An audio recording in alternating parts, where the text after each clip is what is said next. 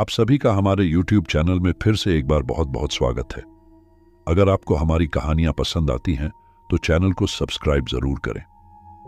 दोस्तों, आज की कहानी में हम आपको एक ऐसे डॉक्टर की रात की शिफ्ट के बारे में बताने जा रहे हैं जो एक पुराने और सुनसान अस्पताल में होती है। यह अस्पताल अब सिर्फ वीरान नहीं बल्कि भूतिया भी है। क्या होगा जब डॉक्टर वहां के भूतों का सामना करेगा? क्या वह जीवित बाहर निकल पाएगा? चलिए जानते हैं इस डरावनी कहानी में। अपने हेडफोन लगा लें, लाइट्स बंद कर लें और हमारे साथ इस डरावनी यात्रा पर चलें। रात के 10 बजे थे। डॉक्टर अर्जुन अपनी नाइट शिफ्ट के लिए तैयार हो रहा था। उसे बताया गया था कि आज उसकी ड्यूटी पुराने सिटी हॉस्पिटल में है जो अब वीरान पड़ा है। इस अस्पताल के बारे में बहुत सी डरावनी कहानियां प्रचलित थीं। लोग कहते थे कि यहां पूर्व मरीजों की आत्माएं भटकती हैं, लेकिन अर्जुन को इन बातों पर यकीन नहीं था। अर्जुन ने अस्पताल के अंदर कदम रखा। चारों तरफ अंधेरा और सन्नाटा था। उसे हर कदम पर अजीब सी सरसराहट सुनाई दे रही थी। जैसे ही वह रजिस्ट्रेशन डेस्क के पास पहुंचा, एक पुरानी फाइल अचानक उसके सामने गिर पड़ी। अर्जुन ने फाइल उठाई और पढ़ने लगा। उसमें एक मरीज का नाम था अनिता शर्मा, जो यहां कई साल पहले मर चुकी थी। अर्जुन ने फाइल वापस रख दी और आगे बढ़ा। वह सोच रहा था कि उसे किस वार्ड में जाना है। तभी अचानक उसे एक बच्चे की हंसी सुनाई दी। उसने चारों तरफ देखा, लेकिन कोई नहीं था। उसकी दिल की धड़कन तेज हो गई थी, पर उसने खुद को संभाला और आगे बढ़ता रहा। अर्जुन जैसे ही ऑपरेशन थिएटर के पास पहुंचा, उसने देखा कि वहां की लाइट्स खुद ब खुद जलने बुझने लगी। अचानक एक परछाई उसके सामने से गुजरी। अर्जुन ने उस परछाई का पीछा किया और वह एक कमरे में पहुंच गया। कमरे का दरवाजा खुद ब खुद बंद हो गया और अंदर से बच्चों की आवाजें आने लगी। कमरे के अंदर अर्जुन ने देखा कि दीवारों पर खून के निशान थे। एक कोने में उसे एक पुरानी नर्स की तस्वीर दिखी। उसने पास जाकर तस्वीर को छुआ, तभी तस्वीर से खून निकलने लगा और कमरे की लाइट्स बंद हो गईं। अर्जुन ने टॉर्च निकाली और देखा कि कमरे में अब और भी ज्यादा परछाइयां थीं। अर्जुन ने डर के मारे कमरे का दरवाजा खोलने की कोशिश की, लेकिन वह नहीं खुला। अचानक कमरे की दीवारों पर खून से लिखा एक संदेश दिखाई दिया। तुम भी हमारे साथ फंस चुके हो। अर्जुन ने खुद को बचाने के लिए कमरे की खिड़की से बाहर कूदने का सोचा। जैसे ही वह खिड़की के पास पहुंचा, उसे एक आवाज सुनाई दी, तुम यहां से कभी नहीं जा सकते। अर्जुन ने देखा कि वह नर्स की आत्मा उसके सामने खड़ी थी। उसने अर्जुन का हाथ पकड़ा और उसे खिड़की से बाहर खींच लिया। अर्जुन की चीखें गूंज उठी, लेकिन कोई उसकी मदद करने नहीं आया। अगले दिन जब लोग अस्पताल पहुंचे तो उन्होंने देखा कि अर्जुन का शरीर कमरे के बीचों बीच पड़ा था और उसके चेहरे पर भय का एक स्थायी भाव था।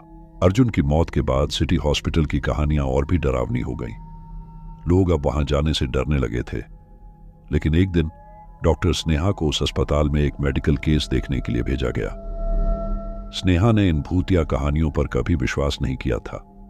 स्नेहा अस्पताल पहुंची और उसके अंदर कदम रखते ही उसे एक अजीब सी ठंड महसूस हुई। वह सीधे ऑपरेशन थिएटर की तरफ बढ़ी, जहां अर्जुन की मौत हुई थी। जैसे ही उसने थिएटर का दरवाजा खोला, उसे लगा कि कोई पीछे से उसका नाम पुकार रहा है। स्नेहा ने मुड़कर देखा, लेकिन वहां कोई नहीं था। उसने इसे अपना वहम समझकर नजरअंदाज कर दिया और अपने काम में लग गई। अचानक उसे एक पुरानी नर्स की परछाई दिखाई दी। स्नेहा ने हिम्मत जुटाकर उससे बात करने की कोशिश की। तुम कौन हो? यहां क्या कर रही हो? नर्स की आत्मा ने धीरे से कहा, मैं यहां उन लोगों की देखभाल करती हूं जो इस जगह फंसे हुए हैं। तुम्हें यहां नहीं आना चाहिए था। स्नेहा ने पूछा, क्या तुम मुझे अर्जुन के बारे में बता सकती हो? आत्मा ने जवाब दिया, अर्जुन अब हमारे बीच है। वह अब तुम्हारी मदद नहीं कर सकता। स्नेहा का दिल तेजी से धड़कने लगा। उसने सोचा कि उसे यहां से तुरंत निकल जाना चाहिए, लेकिन जैसे ही वह बाहर की तरफ बढ़ी, अस्पताल के दरवाजे खुद ब खुद बंद हो गए। अब वह भी फंस चुकी थी। स्नेहा ने दरवाजे को जोर से खींचने की कोशिश की, लेकिन वह नहीं खुला। अचानक उसे अर्जुन की आवाज सुनाई दी, स्नेहा, मुझे बचाओ।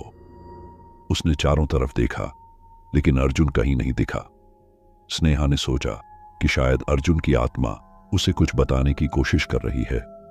उसने अस्पताल के कमरे कमरे में अर्जुन को ढूंढना शुरू किया। तभी उसे एक कमरे में अर्जुन की डायरी मिली। उसने डायरी खोली और पढ़ने लगी। डायरी में लिखा था कि अर्जुन ने अस्पताल के बारे में कई अजीब घटनाओं का अनुभव किया था। उसने लिखा था कि नर्स की आत्मा उसकी मदद करने की कोशिश कर रही थी, लेकिन अन्य आत्माएं बहुत शक्तिशाली थीं। स्नेहा को समझ में आ गया कि अगर उसे यहां से बाहर निकलना है तो उसे नर्स की आत्मा की मदद लेनी होगी। उसने नर्स की आत्मा को पुकारा और कहा, कृपया मेरी मदद करो, मैं यहां से निकलना चाहती हूं। नर्स की आत्मा प्रकट हुई और उसने कहा, तुम्हें यहां से निकलने का एक ही तरीका है। तुम्हें उन आत्माओं को शांत करना होगा जो यहां भटक रही हैं। स्नेहा ने पूछा, मैं ये कैसे कर सकती हूं? नर्स की आत्मा ने स्नेहा को बताया कि अस्पताल के सबसे पुराने कमरे में एक पवित्र किताब है। उस किताब में उन आत्माओं को शांत करने का तरीका लिखा है। स्नेहा ने हिम्मत जुटाई और उस कमरे की तरफ बढ़ी। कमरे में पहुंचकर उसने पवित्र किताब ढूंढी और उसमें लिखा मंत्र पढ़ा। अचानक कमरे की लाइट्स तेज हो गईं और सभी आत्माएं शांत हो गईं। दरवाजा खुल गया और स्नेहा ने तेजी से अस्पताल को छोड़ दिया। दोस्तों, इस तरह स्नेहा ने अपनी हिम्मत और साहस से अस्पताल की आत्माओं को शांत किया और खुद को बचा लिया। लेकिन इस कहानी से हमें यह सीखने को मिला कि कभी कभी हमें अज्ञात के सामने झुकना और समझदारी से काम लेना चाहिए। अगर आपको यह कहानी पसंद आई हो तो लाइक और सब्सक्राइब जरूर करें। अगली बार फिर मिलेंगे एक और डरावनी कहानी के साथ। तब तक के लिए शुभ रात्रि और सावधान।